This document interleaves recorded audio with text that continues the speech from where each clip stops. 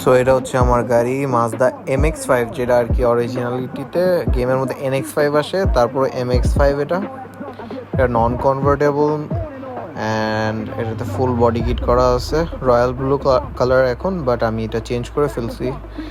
And এটার এক্সস্টটা আমি নিজে ইনস্টল করছিলাম যখন আমি বডি কিট লাগাতে গেছিলাম, অ্যান্ড এটা এখনও ফুল স্টকই আছে। আমি এখনও কোনো বড় বড় ধরনের মডিফিকেশনস করি নেই, দ্যাটস ইট, বাট ওকে।